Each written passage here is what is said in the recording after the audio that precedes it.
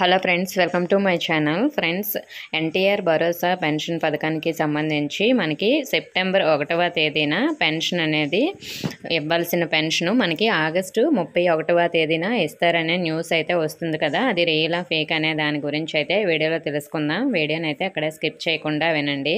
Friends, మనకి ప్రతి నెల ఇప్పుడు న్యూ గవర్నమెంట్ వచ్చిన తర్వాత 1వ తేదీన 2వ తేదీన ఈ 2 డేస్ అయితే పెన్షన్ ఇచ్చి మనకి థర్డ్ డేని మనకి పెన్షన్ ఇవ్వడానికి ఆప్షన్ లేకుండా 2 డేస్లోనే క్లోజ్ చేసేస్తున్నారు కదా. మరి మనకి సెప్టెంబర్ 1 ఆదివారం పడింది కదా. సో మరి ఆ రోజు హాలిడే కాబట్టి మనకి ఆగస్టు 31న పెన్షన్ ఇస్తారనే న్యూస్ అయితే వచ్చింది కదా. అది రియలా అంటే రియలేనండి. మనకి సచివాలయంకి కూడా న్యూస్ అయితే వచ్చింది. సో మరి ఆగస్టు 31న పెన్షన్ ఇవ్వాలంటే మనకి ఆగస్టు 30న మనకి పెన్షన్ అమౌంట్ అనేది బ్యాంక్లో నుంచి విత్డ్రా చేసుకోమని కూడా మనకి అఫీషియల్గా కూడా ఇన్ఫర్మేషన్ అయితే వచ్చింది. కాబట్టి మనకి ఆగస్టు 31న మనకి పెన్షన్ అయితే ఇస్తారు. సెప్టెంబర్ 1న ఇవ్వరు, ఆ రోజు హాలిడే కాబట్టి.